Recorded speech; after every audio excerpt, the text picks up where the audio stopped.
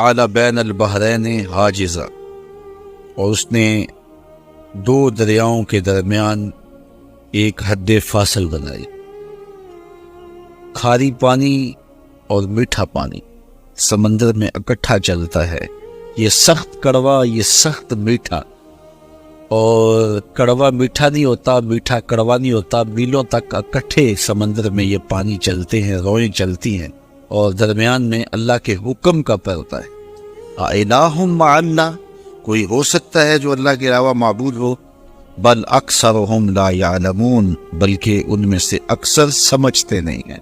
حضرت امام شافعی علیہ رحمہ شہتوت کے درخت کے نیچے بیٹھے تھے، کسی نے کہا اللہ کے ہونے کی دلیل دو، آپ نے کہا یہ شہتوت کا درخت ہی لے لو۔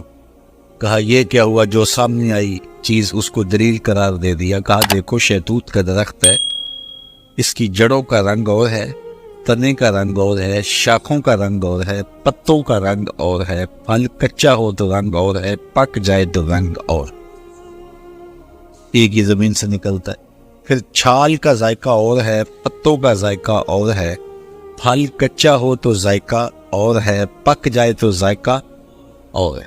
پھر اسی شہتوت کے پتے بکری کھائے تو دودھ دیتی ہے، گدھا کھائے تو لید کرتا ہے، ریشم کا کیڑا چاٹے تو ریشم دیتا ہے، شہد کی مکھی چوسے تو شہد دیتی ہے۔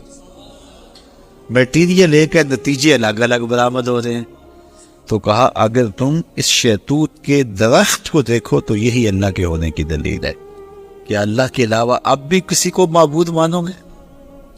جب مشکل میں کافر بھی پھنستے، جب وہ جنگل میں جاتے پھنس جاتے، کوئی راستہ نہ ملتا، یا سمندر میں کشتی پہ سفر کر رہے ہوتے اور کشتی ڈولتی اور موت سامنے نظر آتی، پھر اپنے بتوں کو نہ پکارتے، پھر خدا کو پکارتے، لیکن اللہ اتنا کریم ہے پھر بھی انہیں نجات عطا کر دیتے۔ یہ نہیں کہ اب پھنس گئے ہیں تو ڈبو دو، نہیں، اللہ تعالیٰ جل شانہ کافر بھی فریاد کرے تو اس کی بھی سنتا ہے۔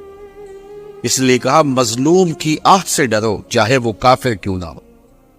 اگر مظلوم کافر بھی ہو تو وہ بھی اگر اللہ کو پکارے گا تو اللہ اس کی بھی فریاد سنے۔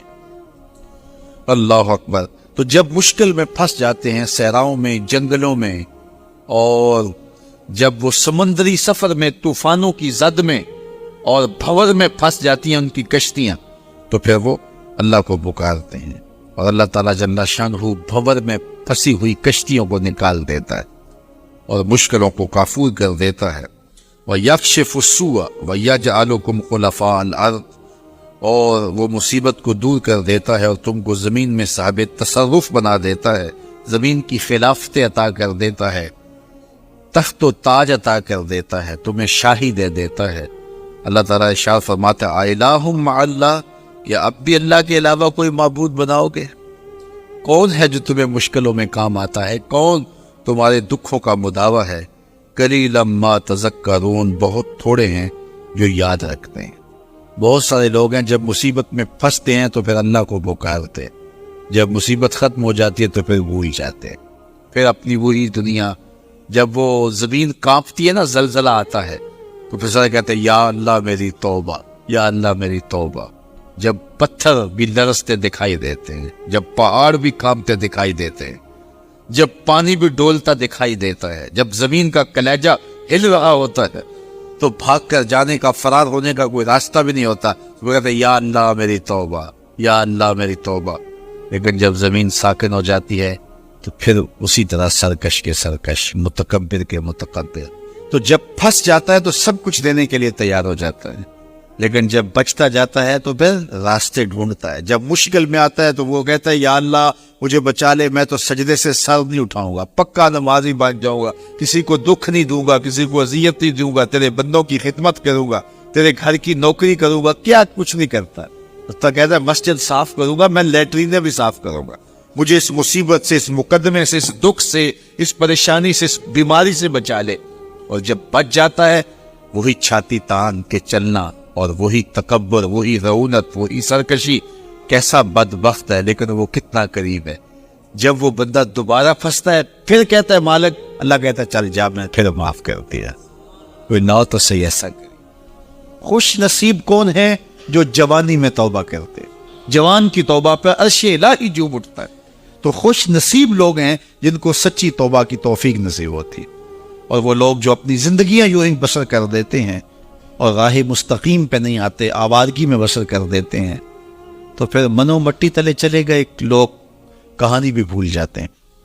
تو قبل اس سے کہ وقت آئے مجھے اور آپ کو اپنی آخرت کے لیے ضرور کوشاں ہونا چاہیے، اور سچی توبہ سے اپنی آخرت کی تیاری کرنی چاہیے۔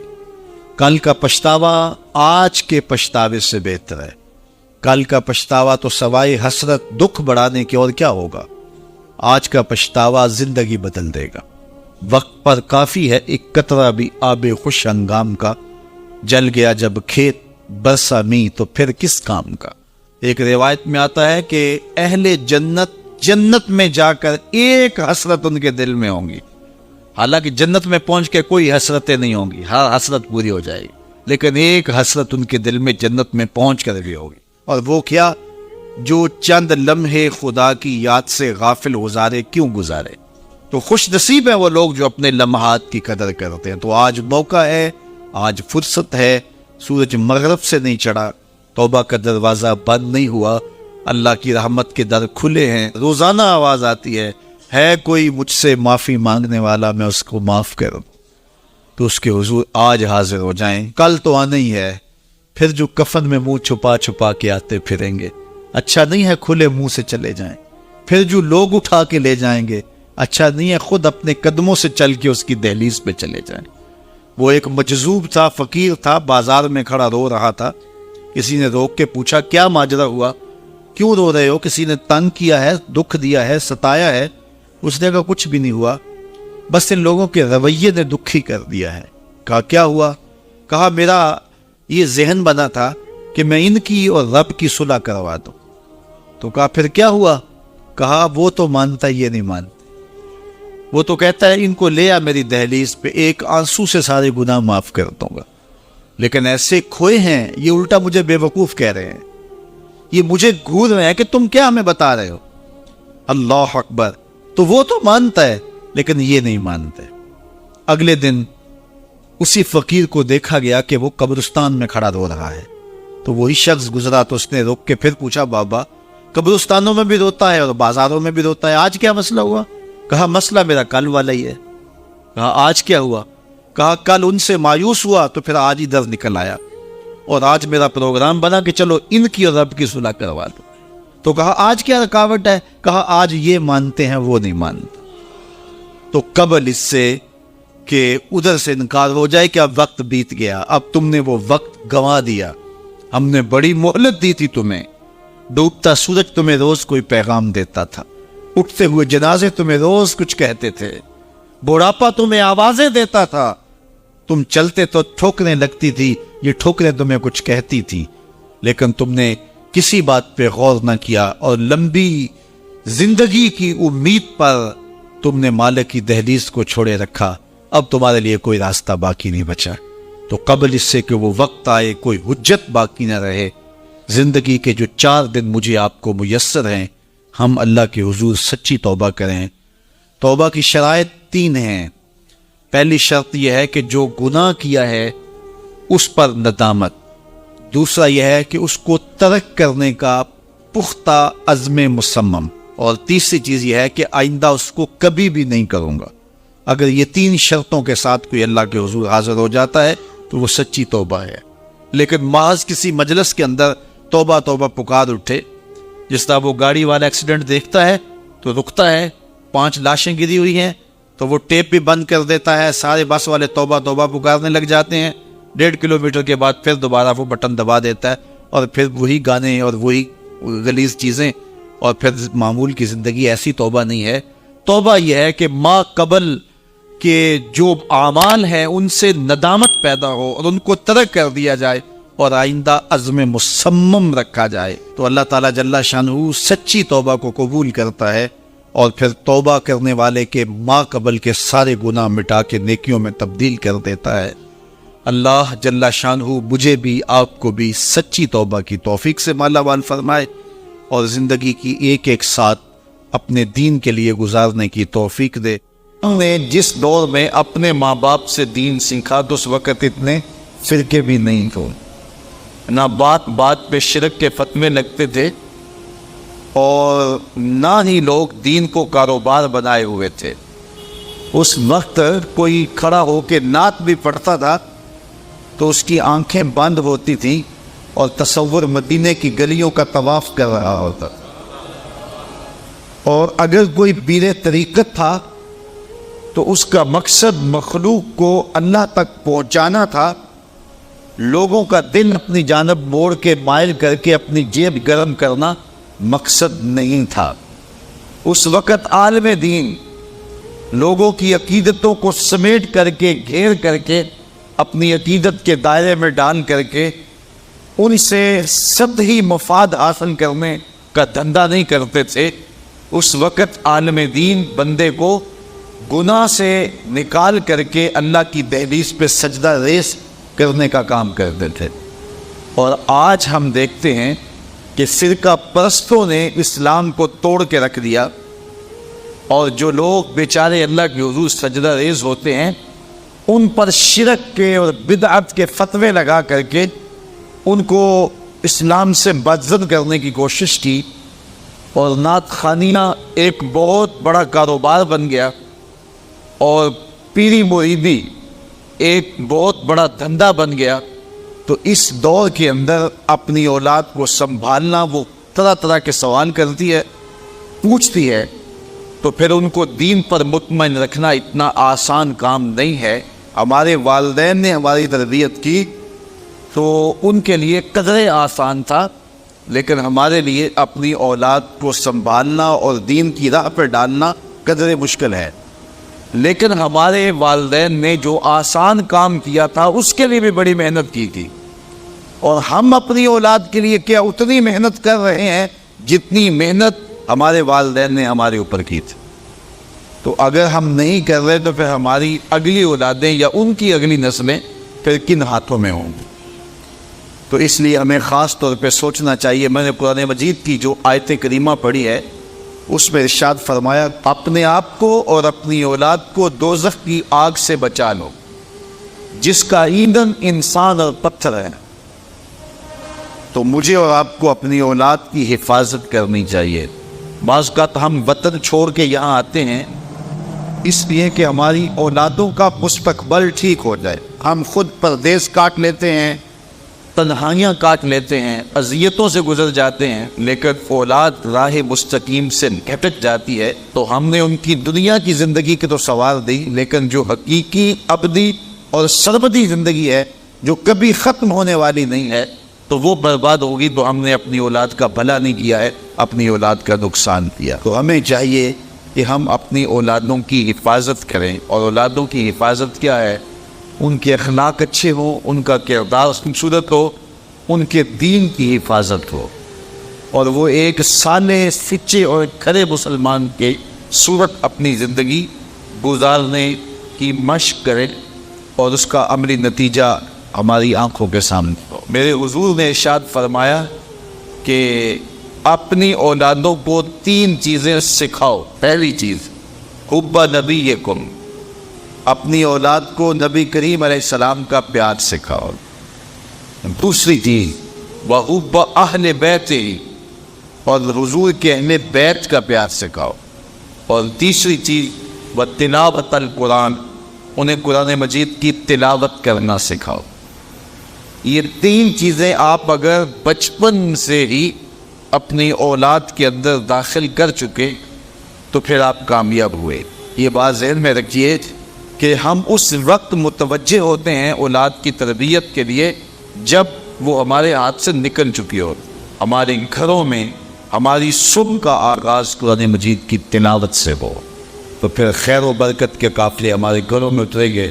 قرآن ہماری زندگی کو بدلنے والی کتاب، جب ہمارا ربط اس کتاب سے ہو جائے گا، پختہ تعلق اس کتاب سے قائم ہو جائے گا، تو پھر زمانے کی تیز آندیاں بھی ہمارے پاس استقلال میں لغزش نہیں لا سکتی ہیں، نہ ہمارے عقائد میں خرابی آ سکتی ہے، نہ ہمارے عمل میں کمزوری آ سکتی ہے۔ اس لیے ہمیں معمول کے طور پہ قرآن مجید کو اپنی زندگیوں میں شامل کرنا چاہیے اور اپنی اولاد کو اس کا خوگر بنانا چاہیے۔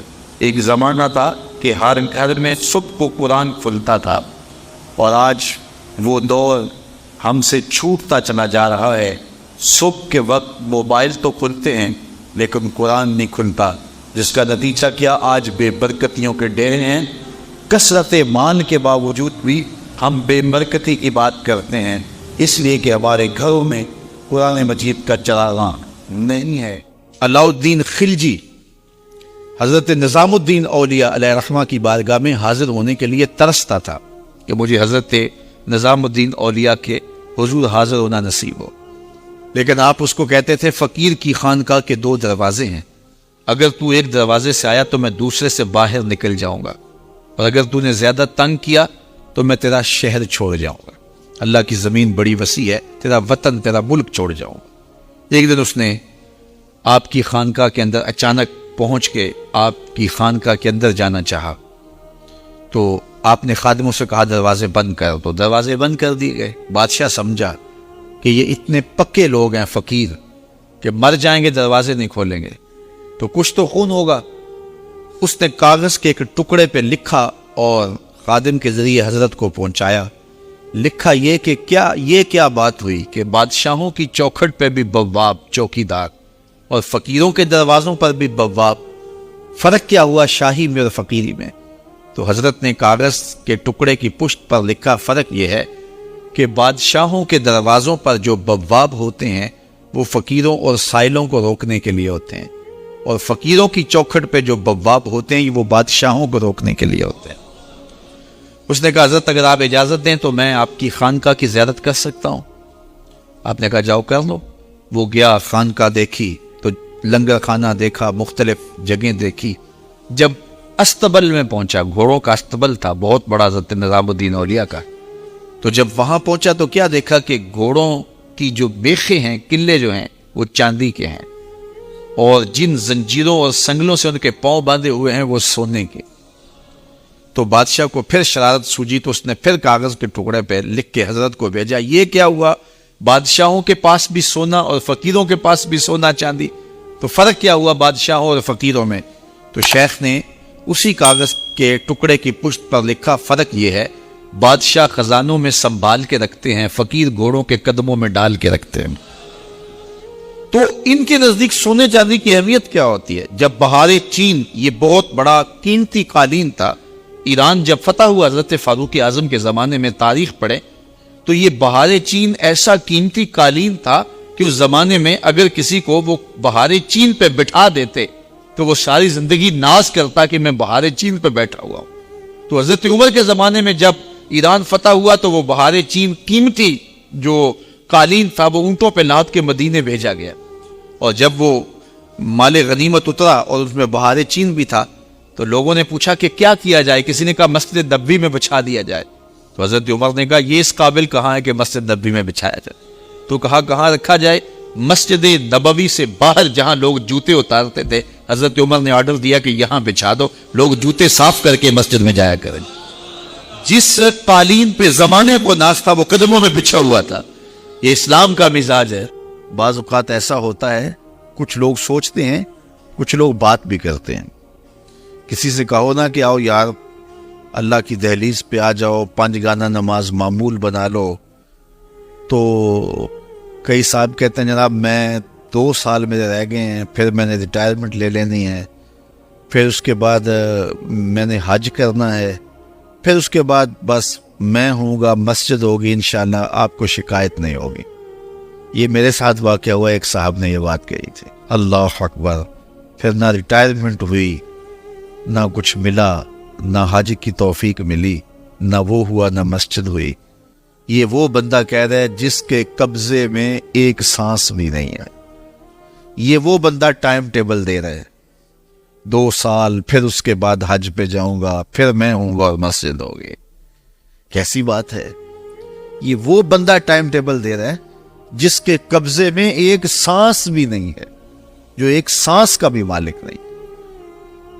بچہ ہے، بوڑھا ہے، جوان ہے، مت سمجھے کہ میری زندگی بڑی ہے.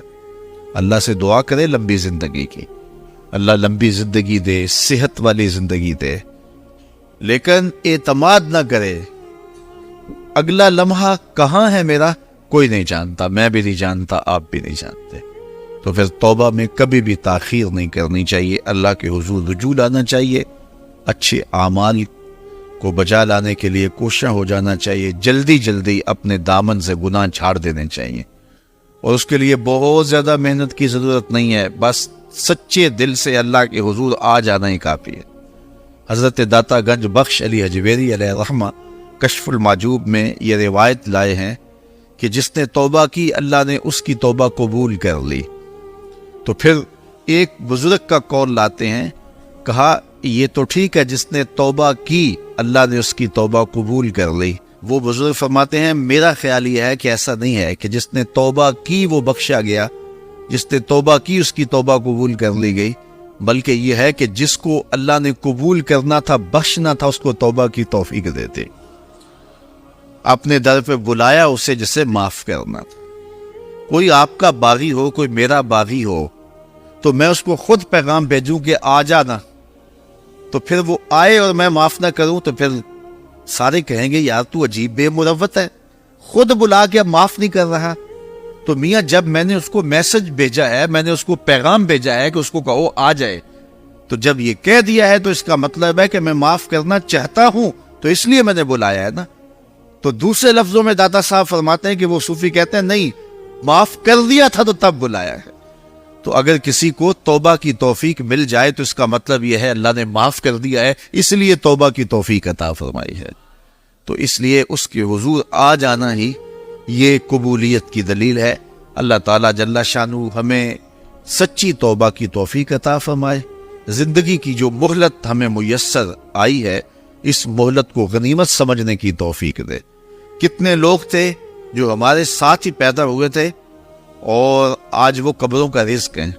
آپ دیکھیں اپنی دوستیوں میں، بچپن سے لے کے اب تک دیکھیں، میں بھی دیکھوں آپ بھی دیکھیں، کتنے لوگ تھے کہ جو ہمارے ساتھ تھے. ہمارے رشتہ داریوں میں دیکھ لیں، ہمارے اعزاء و اقرباء میں دیکھ لیں، ہم سے چھوٹی عمر کے لوگ بھی تھے، آج وہ ہم سے جدا ہو گئے ہیں. تو ہم تو کوئی پرمٹ کٹوا کے نہیں آئے کہ ہم جو ہے وہ سب سے آخر میں جانا ہے. اس لیے ہمیں نہیں پتا کہ جو ہے وہ ہم کب اس دنیا سے چلے جائیں گے. اس لیے اپنی آخرت کی تیاری کریں، جو تھوڑا سا وقت ہے اس کو اللہ اس کے رسول کی یاد میں گزارنے کی کوشش کریں. حضور کے اولیاء پر ام معبد سے لے کر کے حضرت ہند بن ابی حالہ تک ایک لمبا سلسلہ ہے اور طویل حدیثیں ہیں، لیکن یہ جو حدیث میں آپ کے سامنے بیان کرنے لگا ہوں یہ ہر شخص یاد کر سکتا ہے.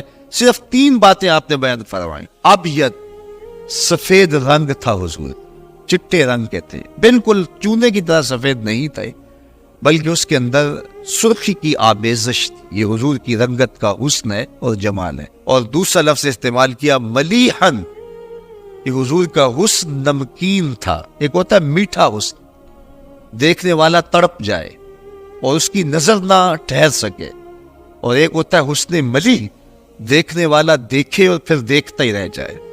خود فرمایا انا املح و اخی یوسف اسبق، میں نمکین حسن والا ہوں اور میرے بھائی یوسف کا حسن میٹھا تھا. وہاں زنان مصر کی انگلیاں کٹ گئیں اور یہاں معاملہ ایسا بظاہر نہیں ہوا، اس لیے کہ حضور کے جمال کے اوپر پردے رکھے گئے تھے. اگر وہ جلوہ کریں تو کون تماشائی ہو، اس لیے 70,000 بشریت کے پردے حضور کے جمال پر ڈالے گئے تھے.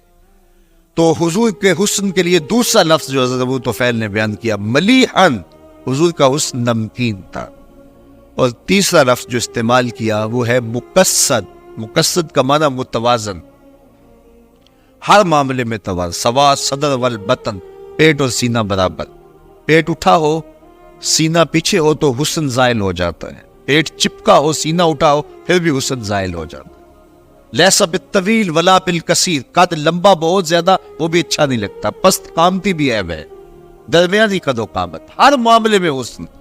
لیکن یہ بات آپ کو بتاؤں کہ حضور کا قد لمبا نہیں تھا، پست قامت بھی نہیں تھے، لیکن اللہ نے یہ شان دی تھی 10,000 کے اجتماع میں حضور بیٹھے ہوں یا کھڑے ہوں اذا جامع الناس غمرہم، اللہ نے شان دی تھی.